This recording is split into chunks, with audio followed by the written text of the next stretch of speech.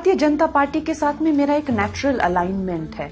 एक तो मैं हिंदूवादी सोच से अपना संबंध रखती हूँ और दूसरा एक राइट विंग के हम जो भगवत गीता में जो पूरा संदेश दिया था वो युद्ध लड़ने के लिए दिया था, एक चाटा खाने के लिए नहीं दिया था। बच्चे खुद परिवारवाद के शिकार होते हैं, ऐसा नहीं है कि सिर्फ आउटसाइडर्स ही उनके शिकार होते हैं, वो खुद भी शिकार हो जाते हैं। वो शिकार मुझे लगता है राहुल गांधी हैं।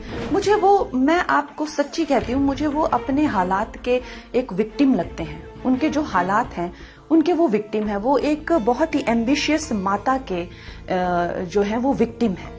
मुझे नहीं पता वो क्यों उनकी शादी नहीं हुई, क्यों उनका घर नहीं बसा, या किस तरह से उनको एक करियर नहीं उनका कोई बन पा रहा है, या किस तरह से सफलता उनको किसी भी मुकाम में नहीं मिल पा रही है। उनके एक तरह से मुझे अकेले लगते हैं, वो बहुत ज्यादा अकेले लगते हैं। भीड़ को बार बार संभालना, तो दिन में 5-6 इवेंट में जाने के बाद थकान भी बहुत हो जाती है। तो इस तरह की चीजें तो आ रही हैं सामने। ये भी मेरे लिए एक बहुत बड़ी चुनौती है। आज तक मैंने मनमर्जी ही की है, और राजनीति में सबसे ज्यादा तो आपको पार्टी के साथ में चलना पड़ता है। कंगना राजनीति में बहुत सारे किरदार आपने निभाए। फिल्मों में रानी झांसी का हमेशा महिला प्रधान आपके किरदार रहे हैं। राजनीति में आप आई, क्या वजह रही और कैसा लग रहा आपका ये राजनीति में आना, क्योंकि रियल लाइफ और रियल लाइफ में बहुत अंतर होता है? देखिए, मुझे अगर आप मुझसे सच पूछेंगे तो मैं नहीं मानती कि मैं कोई नेता बन गई हूँ, मैं नहीं मानती कि मैं कोई लीडर बन गई हूँ। एक भावना कई साल पहले मुझ में जागी कि चाहे वो लोगों के प्रति एक उनको भावनात्मक दृष्टि से देखना, चाहे वो एक छोटे स्तर पे फेयरनेस क्रीम की लड़ाई से हो शुरू, या महिला सशक्तिकरण से हो शुरू, और आज वो बात जो है यहाँ आकर पहुंची है। तो जाहिर है कि मेरे लिए अभी नेता बनने के लिए काफी वक्त है और काफी सिचुएशंस आएंगी, लेकिन मैं एक अपने आप को प्रत्याशी के रूप में देखती हूँ। आई थिंक एक प्रत्याशी कहना मुझे अभी एक सही बात होगी, लेकिन नेता तो नहीं कह सकते। लेकिन कैसा लग रहा है, राजनीति में तो आप आई गई हैं, फिल्म इंडस्ट्री में काम किया, राजनीति में आना किस ढंग से आपको लगता है? जो आप सोच रही थी और चुनाव लड़ने से पहले, वैसे ही आपको लग रहा है, कुछ अलग पाया आपने? मुझे पता था, हमेशा से ही पता था कि ये जो ये काम है, ये वैसा नहीं है जैसा कि ये बाहर से दिखता है। इसमें बड़ी ही निष्ठा से लोगों की सेवा में लगना पड़ता है। अक्सर हम लोग एक मामूली से लोग हैं, हम ये नहीं कहेंगे कोई हम किसी बड़ी महानता से पैदा हुए हैं या कोई बड़े हमारी महान विचारधारा है। लोगों की सेवा में जीवन समर्पण करना हर एक के बस की बात नहीं होती। हम अपने लिए जीने वाले लोग हैं। फिल्म स्टार बनने के सपने देखना, ऐशो आराम के सपने देखना, अच्छे गहने पहनना, कपड़े पहनना, अच्छी तरह से तैयार होना, हमेशा ही सुंदर वातावरण में रहना, जो कि जिस तरह के एक साधारण लड़की के सपने होते हैं, वैसे ही मैं एक साधारण लड़की हूँ। कोई मुझ में ऐसी विशेष बात नहीं है जिसके करके कहा जाए कि कि मुझे ये जो समाज सेवक का जो काम है वो नेचुरली आता है, ऐसा कुछ नहीं है। कुछ एक वक्त के साथ में एक तजुर्बा आता है, कुछ सफलता एक भावना लेके आती है कि लोगों ने मुझे इतना दिया तो अब मेरा क्या दायित्व बनता है, और कुछ हालात ऐसे बन जाते हैं कि आपके खुद के जीवन से बढ़कर, आपकी खुद की आकांक्षाओं से बढ़कर दूसरों की आकांक्षाएं आपके लिए मायने रख जाती है। सबका एक मिश्रण बनता है। रियल लाइफ और रियल लाइफ में आपको फर्क नजर आया कुछ? रियल लाइफ हमारी जो जिंदगी है, जो हमारी शुक्र की जो इंडस्ट्री है, फिल्म इंडस्ट्री, जिसको शुक्र की इंडस्ट्री कहते हैं, वो पूरा ग्लैमर है, पूरी एक मेक बिलीव वर्ल्ड है। एक सेट होता है, एक बबल बनाया होता है, वो एसी में अपनी जो है किरदार निभाते रहते हैं। उसको आप इस दुनिया से नहीं, यहाँ एक इसको गुरु की इसको से तो यहाँ पे एक अलग भावना, एक अलग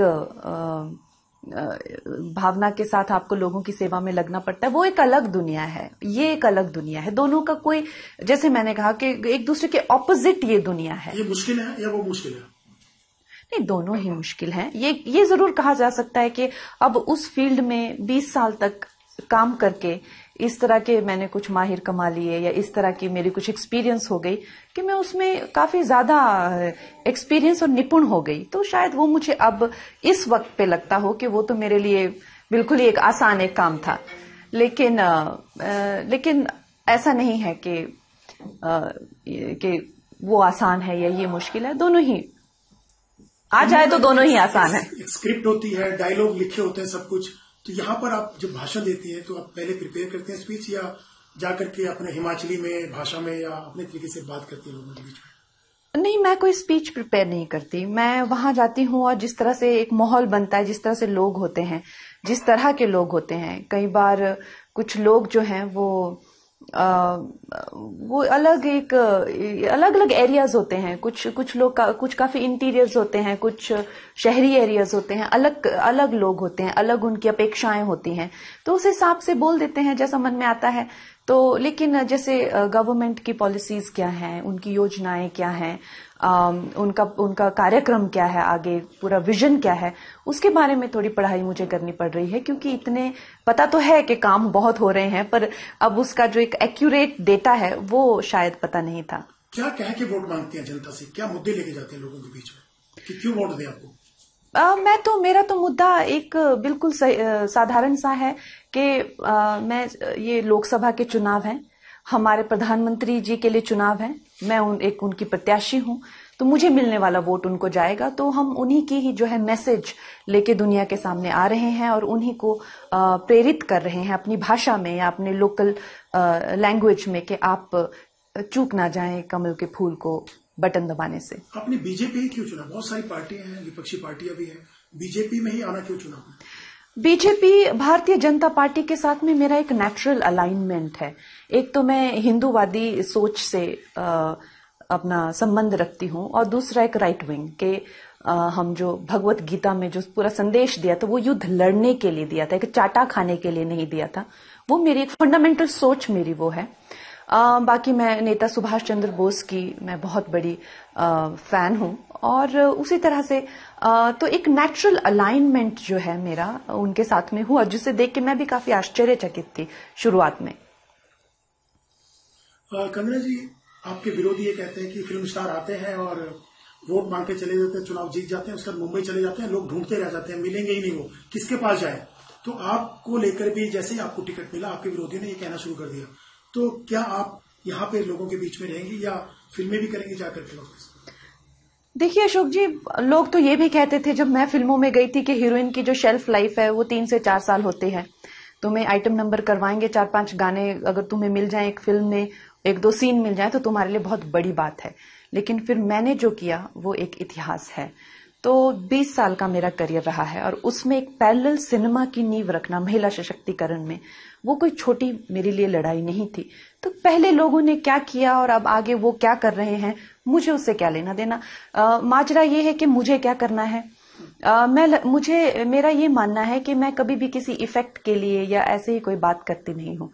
लोगों की सेवा करना, उनके लिए समर्पित होना, मैं वाकई में ऐसी मेरी मंशा है। अब वो मुझे क्या मौका देते हैं और मुझे ऊपर से कितना इनकरेजमेंट और रिस्पॉन्सिबिलिटीज मिलती है, वो आगे भविष्य में देखने वाली बातें हैं। कांग्रेस की प्रवक्ता है सुप्रिया सेनेट, उन्होंने जैसे आपको टिकट मिला, मंडी को लेके उनके सोशल मीडिया उस प्लेटफॉर्म पे एक पोस्ट आई और तरह तरह की बातें हुई। हालांकि उन्होंने क्लैरिफाई किया। किस ढंग से देखती है इस ढंग से जो बयान आते हैं? बहुत ही कष्ट होता है, इसमें कोई दो राय नहीं है कि हमारी जो महिलाएं हैं वो इतनी पिछड़ी हुई रह गई हैं, इतनी पीछे रह गई हैं। क्योंकि जाहिर सी बात है, जिस एज में एक लड़का अपना करियर बनाता है, घर से बाहर निकलता है और उससे अपेक्षाएं होती है, उस एज में हम अपनी लड़कियों को ये छुपा ले, वो छुपा ले, तेरा यहां से दिख रहा है, तेरा वहां से दिख रहा है, उसी में हमारी लड़कियां जो हैं पीछे रह जाती हैं। वो तुमने आज ये नहीं ढका था ऑफिस में, तुम ज्यादा चमक रही थी, ज्यादा लोग तुम्हारे पे फिदा हो रहे हैं, या तुम्हें क्यूट फोन इतने आते हैं, या तुम्हें उसमें ही वो लड़की की जो है वो पूरा करियर जो है बर्बाद हो जाता है। तो महिलाओं को जो है हमेशा सेक्सुअलाइज कर देना, ये जो है अब बहुत एक आई थिंक जिस तरह से विरोध हुआ इस घटना का वो स्वाभाविक था, क्योंकि हम हमेशा ही उनके जो शरीर के अंग हैं उनको सेक्सुअलाइज नहीं कर सकते हैं। उनके शरीर के अंग भी पुरुषों के ही शरीर के अंग की तरह है, कोई उसमें असाधारण बात नहीं है, तो उनको इस तरह से सेक्सुअलाइज नहीं करना चाहिए। हेमा मालिनी को लेकर भी एक कांग्रेस नेता का बयान जो है वायरल हुआ, उन्होंने कमेंट किया। हालांकि उन्होंने बाद में कहा कि इसको तोड़ मरोड़ करके पेश किया गया। और आपने ट्वीट भी किया, इसको किस ढंग से देखती हैं? तो अब आप बताइए मैं और इसको किस ढंग से देखूं? अगर वो एक जवान स्त्री को देखते हैं तो उनके अंगों को लेके वो कमेंट करते हैं, और एक जो महिला है जो कि एक सीनियर महिला है 75 ईयर ओल्ड की है, और उनके नाचने से, जो कि क्लासिकल भरतनाट्यम की डांसर है, उनको नचनिया कहते हैं, नाचने वाली, या इस तरह के अपशब्द कहते हैं। तो एक मतलब एक बुजुर्ग महिला को भी वो लोग छोड़ते नहीं है। तो वो क्या चाहते हैं कि महिलाएं क्या करें, किस तरह से वो रहें? क्या वो अपनी कब्र खोद के उसमें गड़ जाएं तो ही बेहतर होगा? इस तरह की जो नीच सोच है, वो भी एक इतनी सीनियर महिला के लिए, इतनी सीनियर आर्टिस्ट के लिए, जिन्होंने अपना पूरा जीवन जो है वो कला के लिए ही समर्पित कर दिया है। उन्होंने आज तक एक ऐसा दिन नहीं गया होगा जब उन्होंने 3 से 4 घंटे का रियाज नहीं किया होगा। क्या हमारे वेदों में से एक सामवेद नहीं है जिसमें संगीत और नृत्य की कलाओं पे विशेष चर्चा हुई है?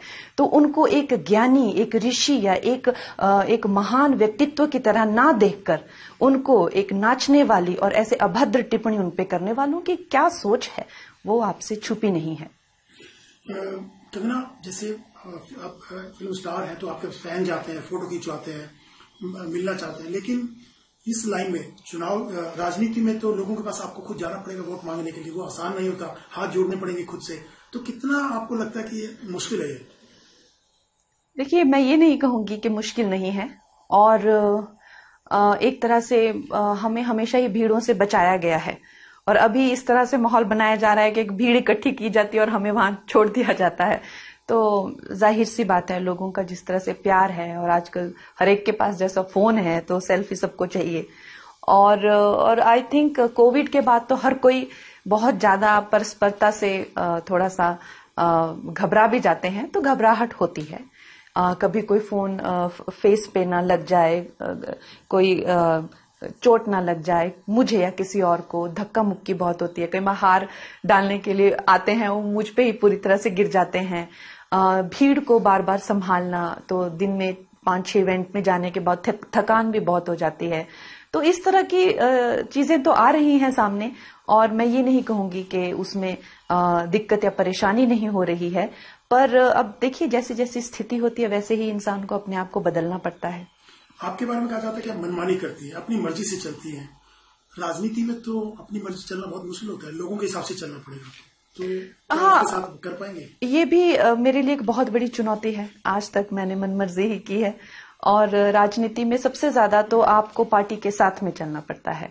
उनके एक पूरी पार्टी जो है एक it's like one body, one organism, तो उनके साथ में आपको कदम से कदम मिलाकर चलना पड़ता है।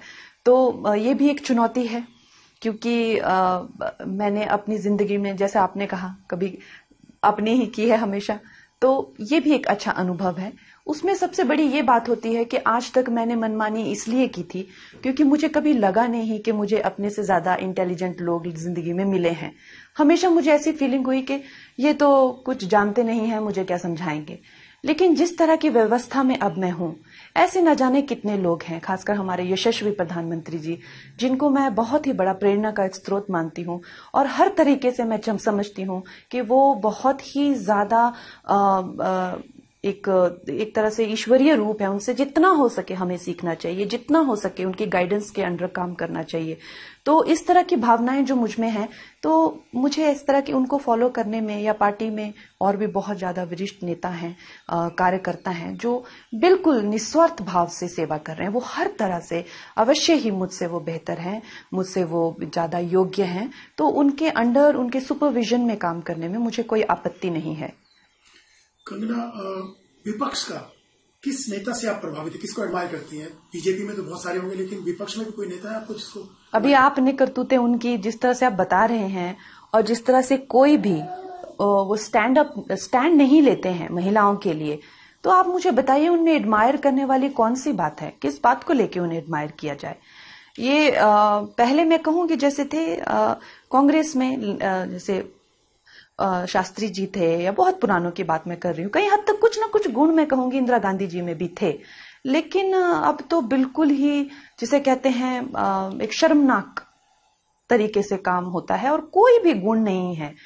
जैसे चलो ठीक है, उन्होंने कुछ गलत काम किए होंगे, कुछ अच्छे भी किए होंगे, लेकिन अब तो एक तरह से खोखली सी और सिर्फ एक बदमाशों की, घोटालेबाजों की पार्टी जो है इकट्ठी हुई है। तो मुझे तो नहीं लगता मैं किसी को, मैं रिस्पेक्ट किसी को नहीं देती। मैं कहती हूँ मेरी सारी जायदाद ले लो, लेकिन रिस्पेक्ट मैं तुम्हें नहीं दूंगी।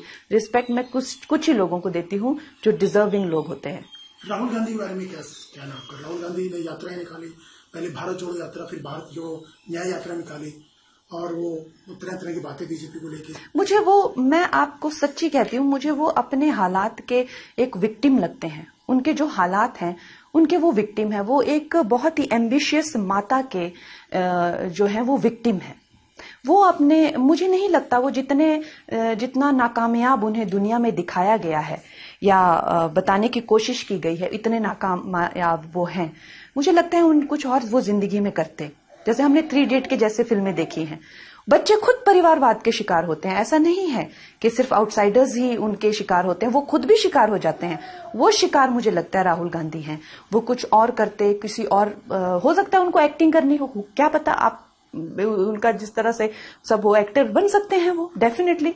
कई उनकी माता दुनिया की सबसे अमीर स्त्री भी हैं, तो उनके पास धन दौलत की कोई कमी नहीं है। तो शायद वो जो सुनने में आता है किसी महिला से प्रेम करते, उनकी शादी भी नहीं हो पाई। जो भी है, जिस तरह से भी सिचुएशंस है, हमने तो देखिए ये उड़ती उड़ती खबरें सुनी है, हमें नहीं पता। लेकिन मुझे नहीं पता वो क्यों उनकी शादी नहीं हुई, क्यों उनका घर नहीं बसा, या किस तरह से उनको एक करियर नहीं उनका कोई बन पा रहा है, या किस तरह से सफलता उनको किसी भी मुकाम में नहीं मिल पा रही है। उनके एक तरह से मुझे अकेले लगते हैं, वो बहुत ज्यादा अकेले लगते हैं।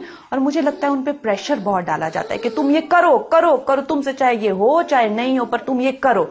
अब ऐसी स्थिति में वो अभी भी वो 60 के होने वाले हैं, फिर भी उनको यंग करके बार बार लॉन्च करते रहते हैं।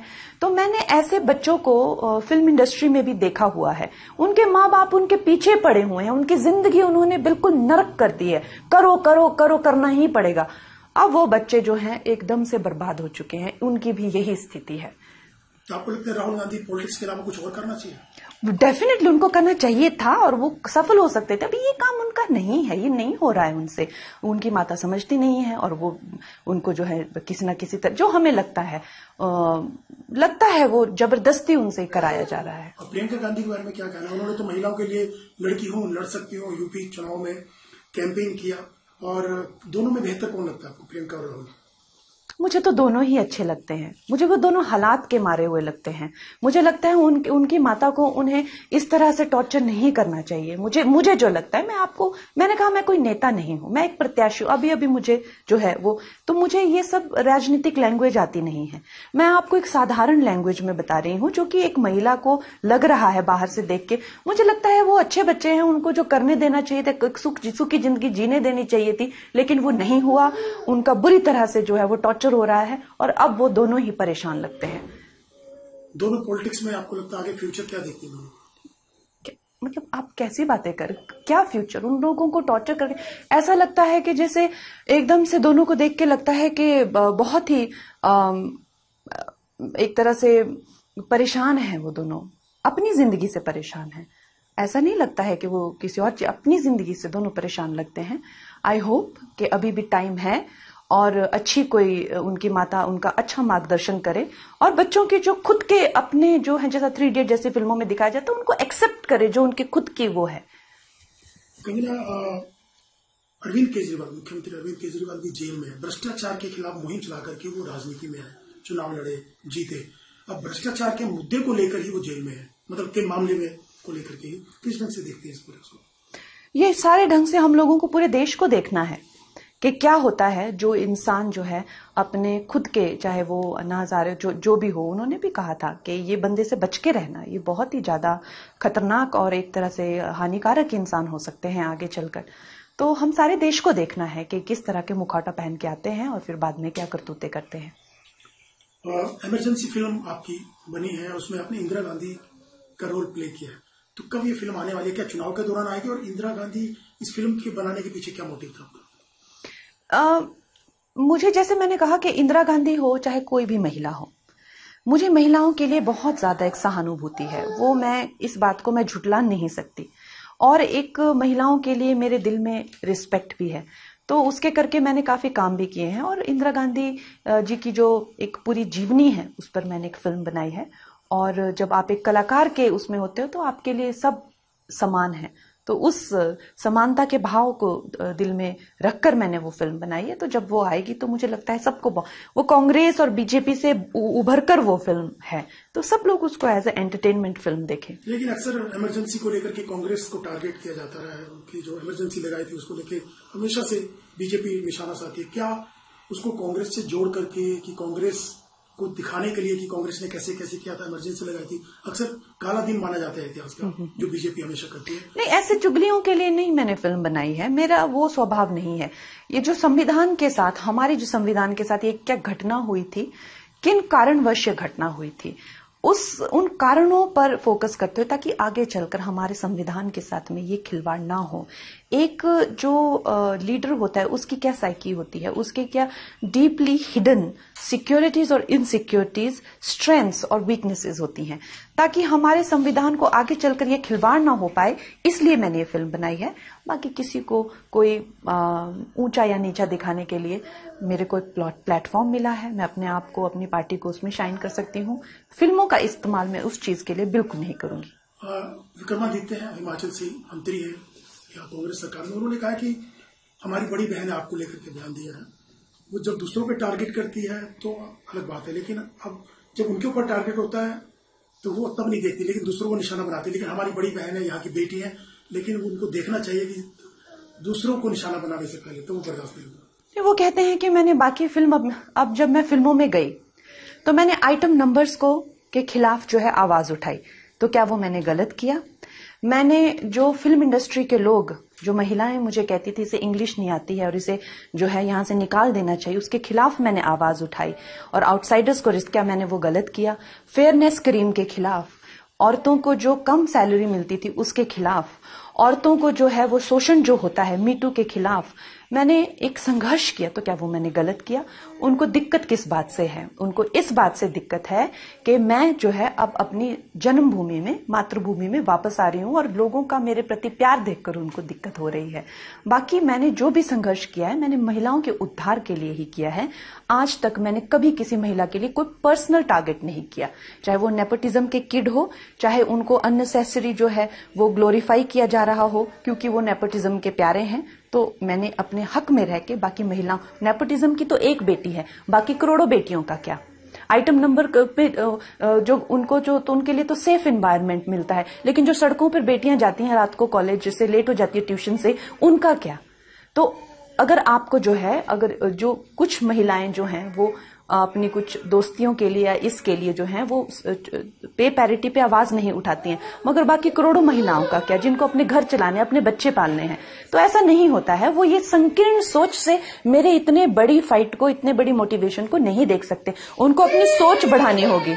एक आखिरी सवाल, आपकी फैमिली भी वेट कर रही है। हाँ, हम लोग उनसे भी बात करते हैं। हाँ। आइए पहले उन्हीं से बात कर लेते हैं। कंगना, नहीं आप पूछ लीजिए सवाल, फिर चलते हैं। एक सवाल ये है कि आप विवादों में अक्सर रहती हैं, बेबाक बोलती हैं, आउटस्पोकन है, तो फिल्म इंडस्ट्री, तो राजनीति में भी क्या आप इसी ढंग से तमाम सवालों को फेस करेंगे, ऐसे जवाब देंगे जो विवादी से आ रहे हैं? नहीं, मैंने जैसे कहा मुझे पार्टी के साथ चलना पड़ेगा, तो जिस तरह से भी उनका मेरे प्रति संदेश रहेंगे, क्या बोलना है, कितना बोलना है, वो देखेंगे। अब क्योंकि संयम रख पाएंगे, अब कितना बोलना है, कितने कैसे बोलना है? नहीं, वैसा संयम की कोई कमी नहीं है मुझ में। इतनी सफलता पाना, इतने मुकाम पर आना, इस बिना संयम के, बिना विल पावर के, बिना किसी इसके तो पॉसिबल था ही नहीं। तो वो कोई चिंता का विषय नहीं। एक राजनीतिक पहलू था जो कंगना से हमने बात की राजनीतिक मुद्दों पे,